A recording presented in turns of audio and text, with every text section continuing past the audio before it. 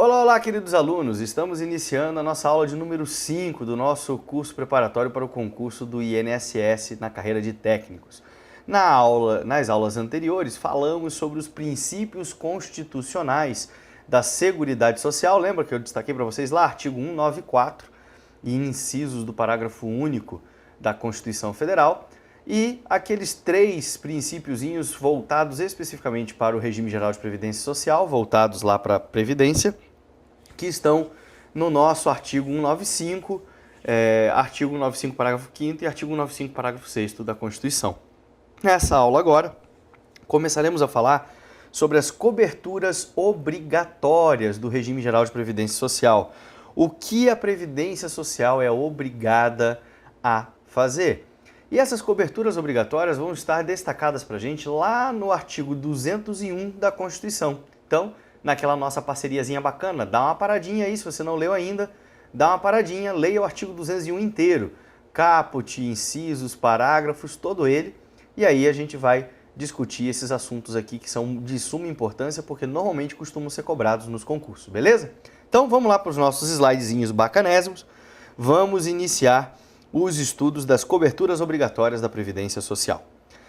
Inicialmente a gente vê que a Previdência Social deve cobrir os eventos doença, invalidez, morte e idade avançada. Viu como a ideia fecha com aquilo que a gente tinha falado a respeito da Seguridade Social?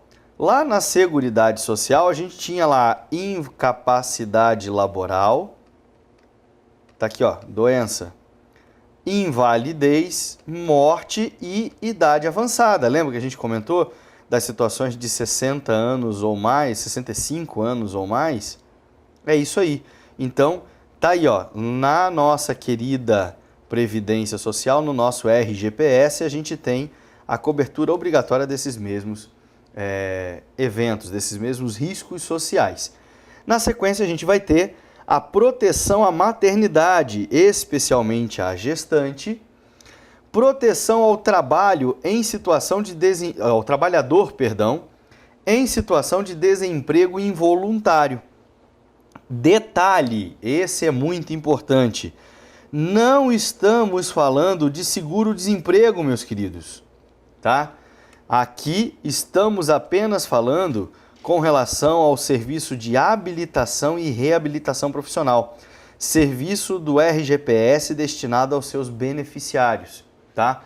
Então, quando ele fala da proteção ao trabalhador em situação de desemprego involuntário, ele não está falando de seguro-desemprego, ele está falando em habilitação e reabilitação profissional, um serviço disponibilizado não só para quem tem situações de doença e de incapacidade laboral, mas também para quem está em situação de desemprego involuntário e que quer se capacitar para o mercado. É um serviço oferecido pelo RGPS. Então, não se esqueçam, quando ele fala de proteção do trabalhador em situação de desemprego involuntário, ele não está falando do seguro-desemprego. Seguro-desemprego não é responsabilidade da Seguridade Social, tá certo? É do Ministério do Trabalho e Emprego. Na sequência, nós temos salário família e auxílio reclusão. Veja que na Constituição você tem a obrigatoriedade da Previdência Social arcar com 2 tipos de benefício já pré-determinados: salário família e auxílio reclusão, para os dependentes dos segurados de baixa renda, assim determinados em lei. Como eu disse para vocês, esse conceito de segurado de baixa renda ele é atualizado anualmente através das portarias interministeriais. Estas portarias interministeriais, elas são editadas anualmente, e a que está em vigor no ano de 2014 é a portaria interministerial número 19 de 2014. E ela vai dizer para a gente que é de baixa renda o cara que ganha até 1.025, se não me engano é 78 centavos. Até R$1.025 é considerado de baixa renda, tá bom? Mais para frente discutiremos com mais calma esses detalhes. Na sequência, a gente ainda tem outras coberturas obrigatórias. Pensão por morte, mais um benefício constitucionalmente defendido, tá certo? Então é pensão por morte do segurado ao seu cônjuge, cônjuge é o esposo, a esposa, o marido, a mulher, seu companheiro é o convivente, aquele que vive junto, e ou dependentes. Detalhe, a Constituição só fala em dependentes de maneira geral. O que determina quem são os dependentes que podem receber benefício de pensão por morte é a Lei 8213 de 91, que lá no seu artigo 16 vai dizer quem são os dependentes dos segurados. Fiquem tranquilos que isso também nós vamos ver com mais calma adiante, tá bom? Estou fazendo o link para vocês aí entre conceito constitucional e conceito legal. Tá certo? E desdobramentos também dentro da legislação.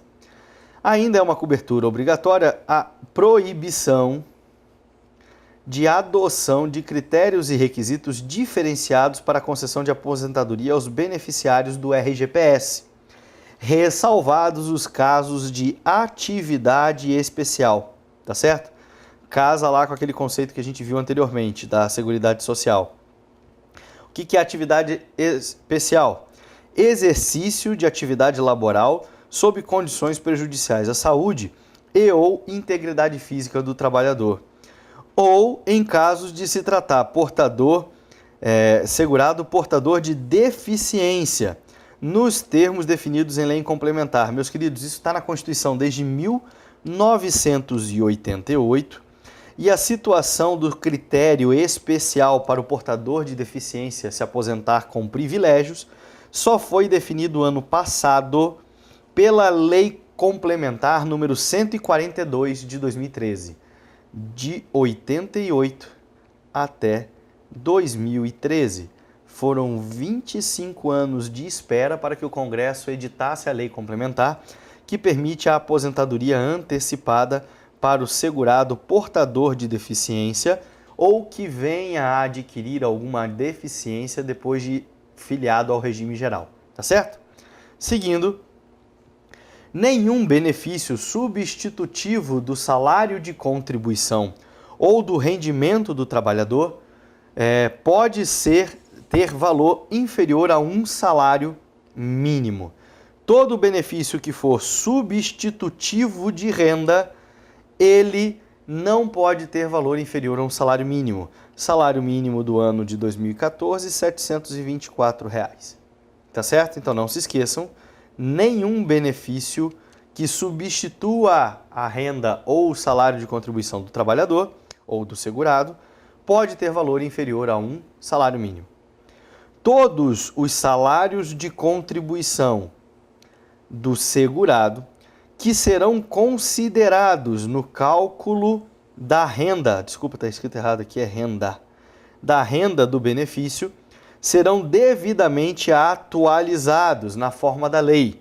Na forma da lei está lá, artigo 29B da lei 8213 de 91, tá certo? Que vai falar que essa atualização é feita pela variação mensal do INPC, Índice Nacional de Preços ao Consumidor, calculado mensalmente pelo IBGE. É assegurado o reajustamento dos benefícios para preservar-lhes em caráter permanente o seu valor real. Mais uma vez, a variação da inflação vai ser utilizada para a manutenção do valor real do benefício. Esse daqui é também coincidente com o princípio que a gente viu, que está lá no artigo 194 da Constituição, que fala da irredutibilidade dos valores dos benefícios. Lembra que a gente estudou isso na aula passada? 2 aulas para trás? Acho que foi a aula passada, não. Acho que foi a aula passada, Foi o primeiro princípio que a gente estudou na aula passada. Tá aí, ó. É uma norma conversando com a outra. Seguindo.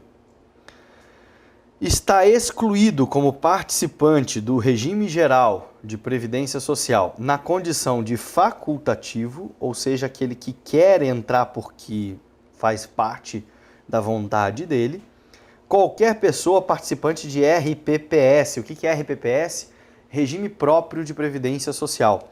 Então, mesmo que eu queira participar, se eu sou integrante de um RPPS, eu não posso participar do RGPS. Só vou poder entrar também no RGPS na condição de segurado obrigatório. Na condição de segurado facultativo, eu estou excluído, proibido, tá certo? Vamos lá. Seguindo. Gratificação natalina, o nosso querido 13º salário, aos aposentados e pensionistas em valor igual aos proventos recebidos no mês de dezembro de cada ano. Então, o valor que eu teria direito a receber no mês de dezembro é repetido no valor do 13º, tá bom? E a aposentadoria por tempo de contribuição para homens após 35 anos e mulheres após 30 anos e por idade, aos 65 anos para o homem e 60 anos para a mulher, reduzindo o limite em 5 anos para o trabalhador rural ou segurado especial. Tá certo? Então aqui a gente tem mais 2 benefícios obrigatoriamente que são definidos na Constituição, são coberturas obrigatórias. A aposentadoria por tempo de contribuição e a aposentadoria por idade para homens e mulheres, tá certo? Seguindo, temos a aposentadoria para o professor, que comprove efetivo exercício do magistério na educação infantil e ou no ensino médio e fundamental, com os limites reduzidos em 5 anos. Então a gente tinha lá que o homem se aposenta aos 35 e a mulher se aposenta aos 30, não foi o que a gente viu no slide anterior? Agora a gente tem que o professor se aposenta aos 30 e a professora aos 25 de tempo de contribuição, tá certo? Benefício específico concedido pela Constituição e que está lá também nas leis 8212 e 8213. Contagem recíproca de tempo de contribuição no RPPS entre atividade urbana ou rural, com a devida compensação financeira entre os regimes. O que é contagem recíproca? É a possibilidade de contar tempo de contribuição de um RPPS no RGPS e vice-versa. Tá certo? Então eu trabalhei como servidor público para um RPPS. Fiquei 10 anos nesse RPPS, saí e voltei a ser trabalhador do RGPS. Só que eu não tenho mais pretensão de voltar a esse RPPS. Posso pegar esses 10 anos daqui, jogar lá no INSS, lá no RGPS, perdão, e no RGPS, ao invés de estarem faltando 35 anos de tempo de contribuição para eu me aposentar, vão estar faltando 25, porque 10 eu já tenho. É assim que funciona a ideia, tá bom? Isso é contagem recíproca. Obrigatoriamente, por determinação constitucional, deve haver a compensação financeira entre os regimes. Então, se eu estou tirando tempo de serviço, de contribuição, de um RPPS e levando para o RGPS, este RPPS tem que indenizar o valor dessas contribuições desse período para o RGPS e vice-versa, tá bom? Cobertura do risco de acidente de trabalho atendida pelo RGPS e pelo setor privado, tá certo? É o famoso seguro de acidente de trabalho. E aqui vai um pouco mais longe, porque a Previdência Social é obrigada a oferecer aos seus segurados benefícios específicos para o acidentado no trabalho. Então a gente vai ver mais com calma para frente, existem as definições do que é acidente de trabalho e tem alguns benefícios que são concedidos com caráter acidentário. Tá certo? Seguindo. Ganhos habituais do empregado a qualquer título incorporados ao salário de contribuição e repercussão no valor do benefício. Então, todos os ganhos habituais do empregado, somente do empregado, prestem atenção, a qualquer título, esses ganhos habituais serão incorporados ao salário de contribuição e terão repercussão no valor do benefício futuro concedido. Tá bom? Benefício no valor de um salário mínimo para os trabalhadores de baixa renda, família inscrita no CAD único, tá bom?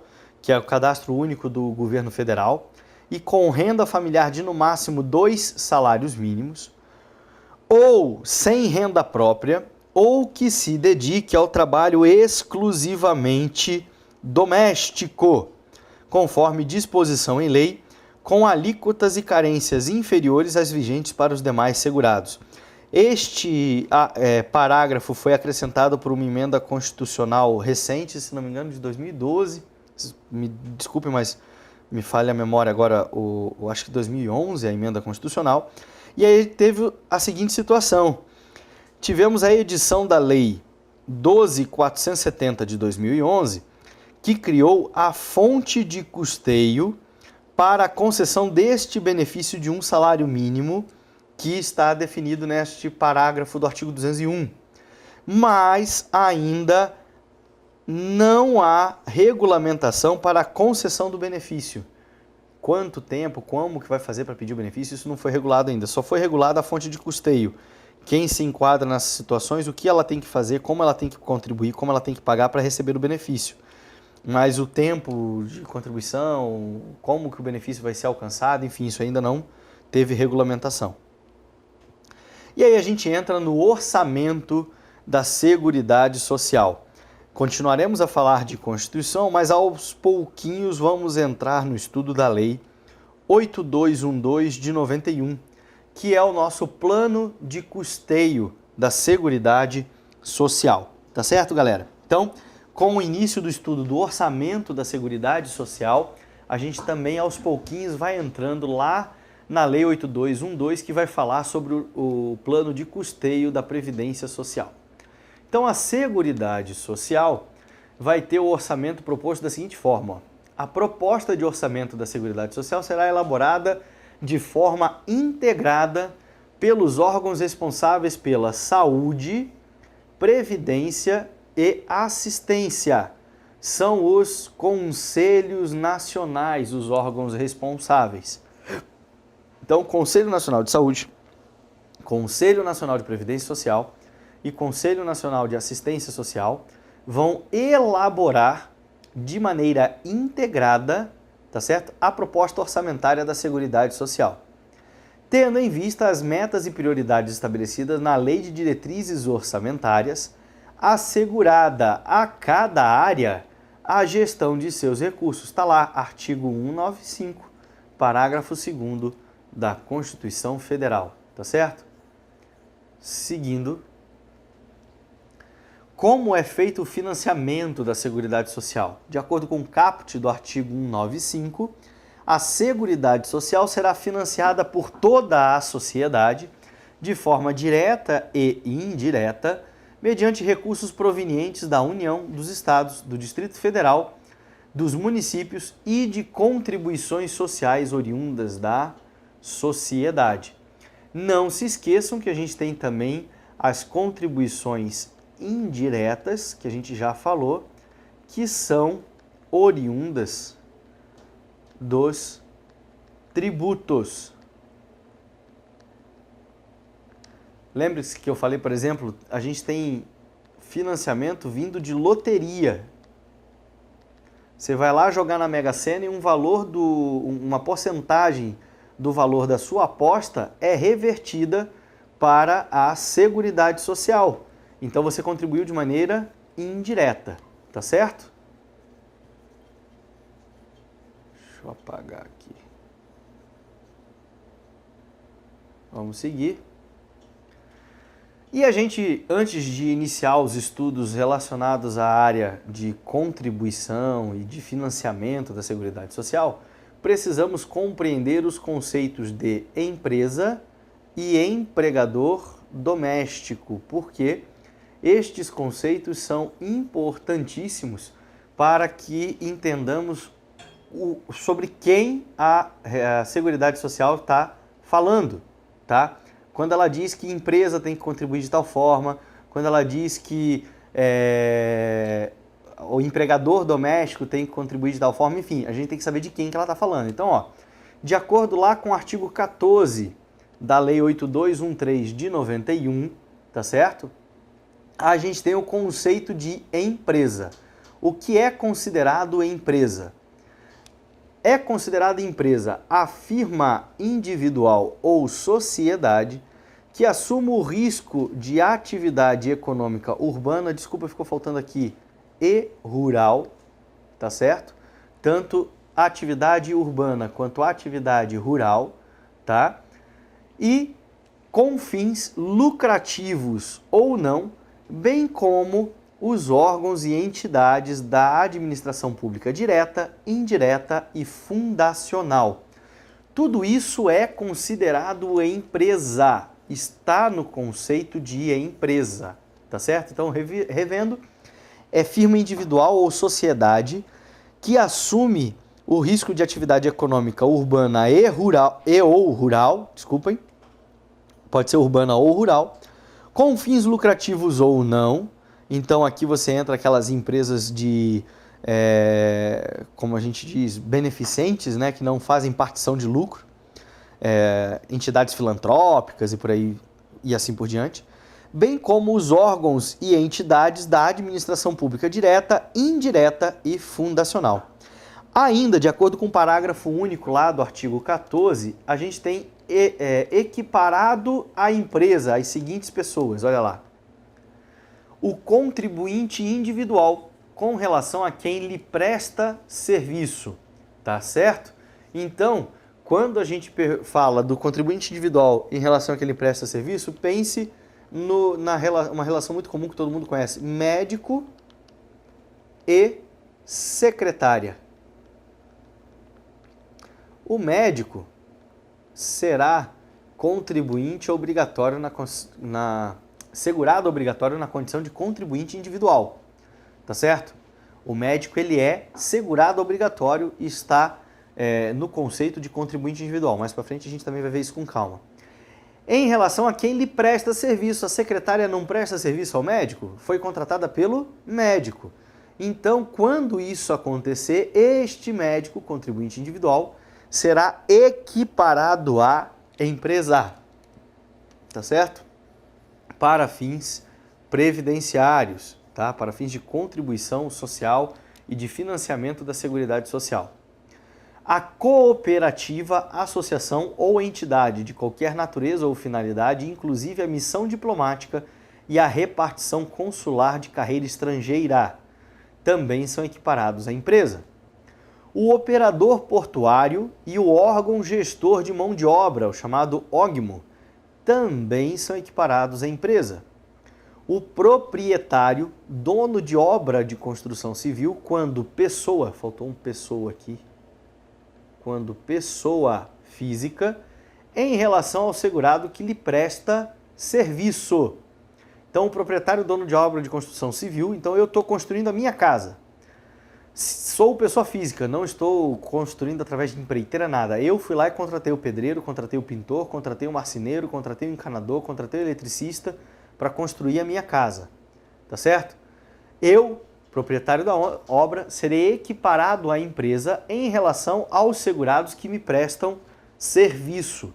Então, ao pedreiro, em relação ao pintor, ao carpinteiro e assim por diante. Do empregador doméstico, lá no artigo 14, inciso 2 da Lei 8213, a gente tem o conceito de empregador doméstico.